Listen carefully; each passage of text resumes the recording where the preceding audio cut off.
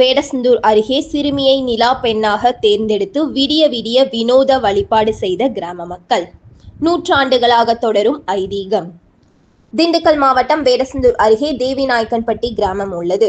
இங்கு பாரம்பரியமாக விவசாயம் செழிப்படைய வேண்டி ஒவ்வொரு ஆண்டும் தைப்பூச தினத்தன்று சிறுமியை நிலா பெண்ணாக பாவித்து வினோத வழிபாடு நடத்தப்பட்டு வருகிறது.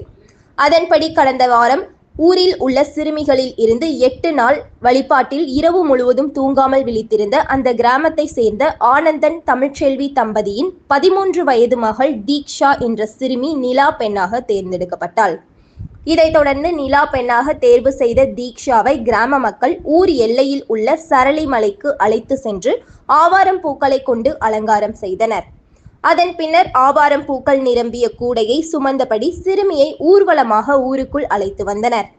அதன் பின்னர் நிலா பெண்ணை மாரியம்மன் கோவிலுக்கு அழைத்து சென்று தோழிகளுடன் அமர வைத்தனர்.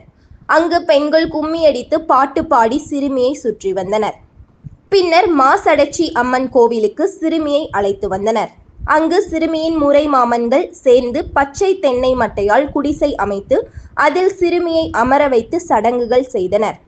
அதனைத் தொடர்ந்து பெண்கள் மாவிளக்கு எடுத்து வந்து நிலா பெண்ணிற்கு சீர் செய்தனர். அதன் பின்னர் ஊர் எல்லையில் உள்ள கிணற்றுக்கு அழைத்து சென்று கூடையில் வைத்திருந்த ஆவாரம் பூக்களை கிணற்றில் உள்ள தண்ணீரில் போட்டு மண் கலயத்தில் விளக்கு ஏற்றி தண்ணீரில் மிதக்கவிட்டு வழிபாடு நடத்திய பின்னர் கிராம மக்கள் ஊர் திரும்பினர். அந்த விளக்கு 7 நாட்கள் அணையாமல் எரிந்து கொண்டே இருக்கும் என்பது ஐதீகம். 100 ஆண்டுகளுக்கு மேலாக இந்த வினோத வழிபாட்டை கிராம மக்கள் நடத்தி வருகின்றனர். சென்று மாயவன் வானத்தில் பட்டுருவக் கொண்ட வில்வேடன் சொல்லி அத்திபூரத்தினில் ராஜந்தூரை தர்மர் வாசல் முன்ன